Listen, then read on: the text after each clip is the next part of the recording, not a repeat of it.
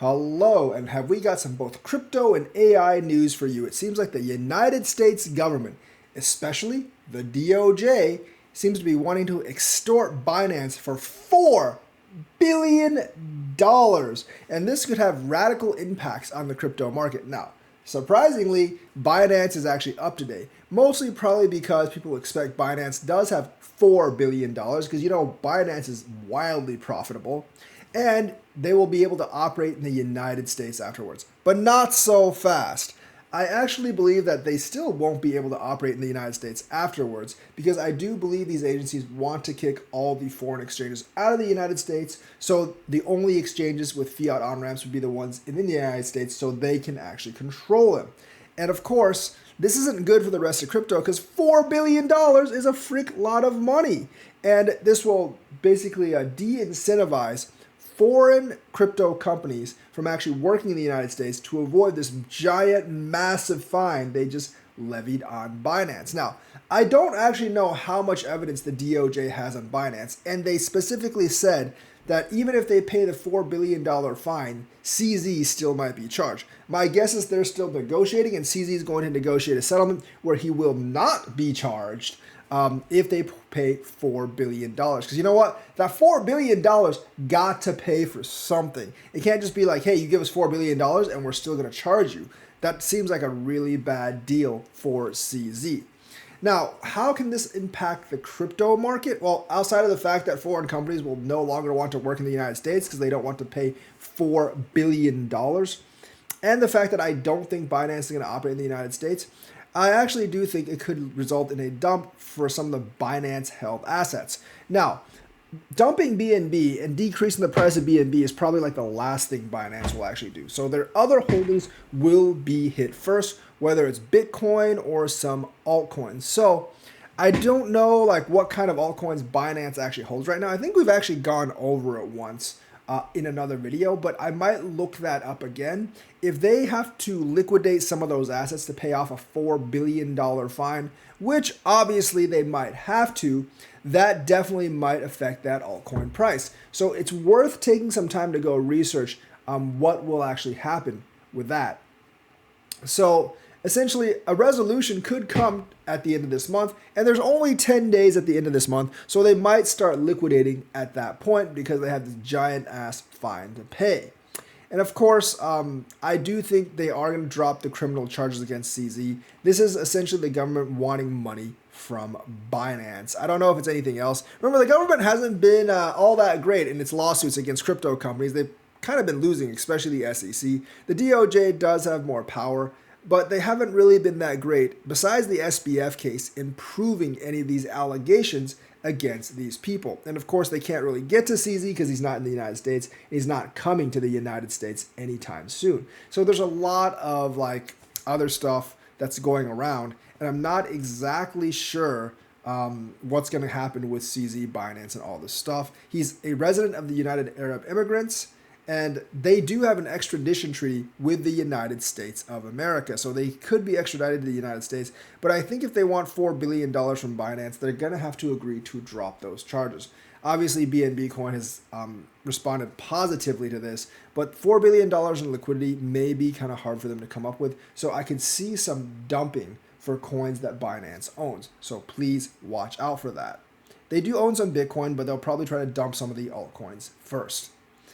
In other worlds, seems like Sam Altman might just join Microsoft, which makes me think this whole thing of firing Sam Altman might have been a secret evil plot by Microsoft to basically buy OpenAI at a very, very low price. Remember, Microsoft already has a minority stake in OpenAI of about $13 billion, but if they want to buy the entire company, it would cost them a whole lot more right now. So why not just tank the company and buy it for cheap, or even better, get it for free and steal all the talent?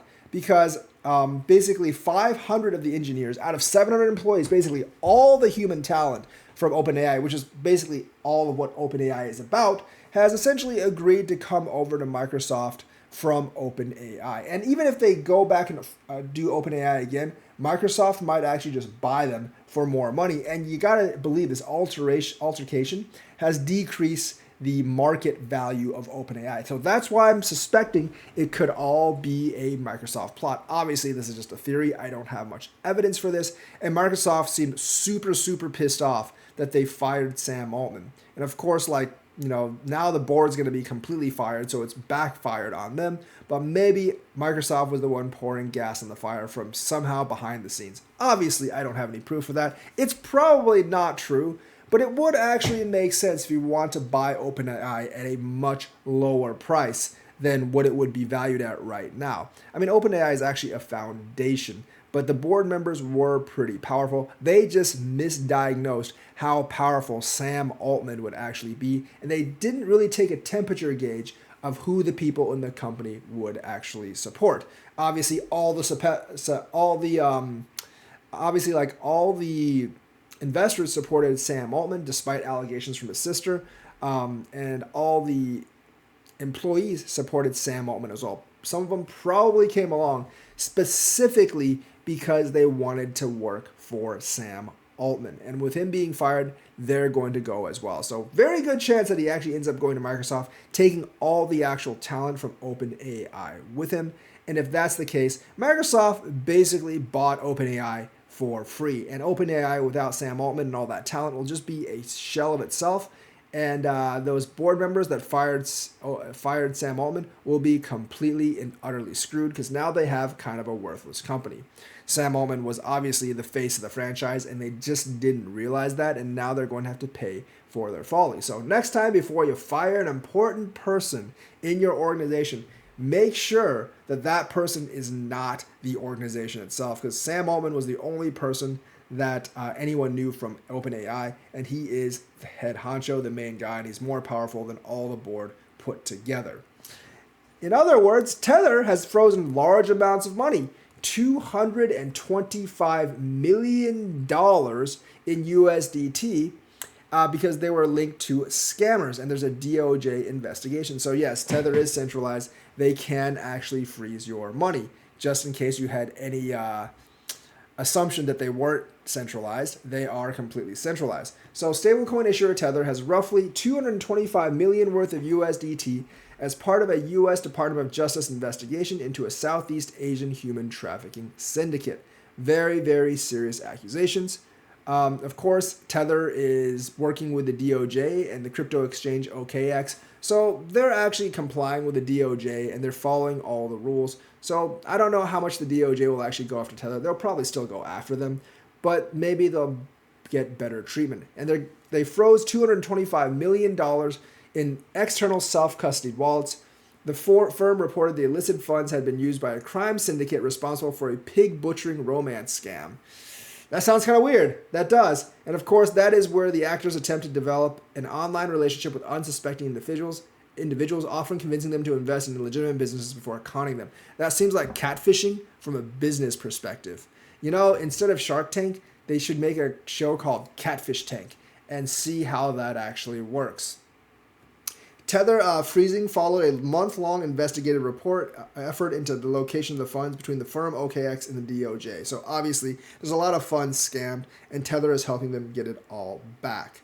So maybe this will smooth out the operations between Tether and the DOJ in the United States, and the United States will actually see that Tether is actually a pretty important tool in combating these kind of scams, and they won't go after Tether anymore. Doubt that will happen, but maybe it will. And there's a Bloomberg analyst that basically has said that there's 100 billion, not 100 million, 100 billion in TradeFi money awaiting for Bitcoin ETF approval. Now, obviously, all the 100 billion isn't going to come at once, but that's in addition to the money that BlackRock and Fidelity would actually put into it. So the amount of Bitcoin seeming to come into the project is ever increasing, it seems, with prior ETF approval. We're just waiting for some kind of approval for this hundreds of billions of dollars to come in. It will be hundreds of millions of dollars a day, even if it's over 2 or 3 years. And this guy is saying, like, just on the TradeFi alone, it'd be $100 billion juggernaut. Galaxy Digital did hold a call earlier this month with roughly 300 investment professionals regarding allocating capital to BTC ahead of an expected ETF debut. We know that BlackRock and Fidelity is already seeding their funds, and we know that other funds are definitely going to follow suit. And of course, Summit Wealth, which oversees 500 million in assets, says that there's significant institutional interest at Bitcoin because of a likely ETF approval. And I think that the interest will only go up after the approval. And he actually thinks that we're staring gun the down barrel of an SEC finally delivering an approval. However, the thing is, he actually thinks that this round of applications will be denied because custody and exchanges aren't separate. So the SEC might have trouble with Coinbase being both the custodian and the exchange. So maybe they'll have to file amendments, and maybe we won't get agreed to until later this year. I hope we do get approved in January because that would be pretty good. But since they're both using Coinbase as an exchange and a custodian, that might actually have some trouble. I still think we're probably going to get approved in January, but I wouldn't actually know. So essentially, there's a lot of inquiries from high net worth investors that want to invest in Bitcoin, but they don't want to invest in direct Bitcoin. They want an ETF for some extra layer of protection. And of course, like that's being denied by the SEC. So we know it's probably going to happen next year. It's just a matter of when next year. Everyone is getting excited. It's definitely getting closer. We're definitely seeing signals in terms of conversations that the applicants are having with the SEC. BitGo's working with a bunch of guys so I'm optimistic. So the thing is, like, I am very, very optimistic about this. I do believe indeed the SEC is going to have to let one get passed. So we'll see how this turns out in the end. So that's the news for today. Let me know what you think. Like and subscribe. Hit that bell notifications button. Thank you and have a nice day.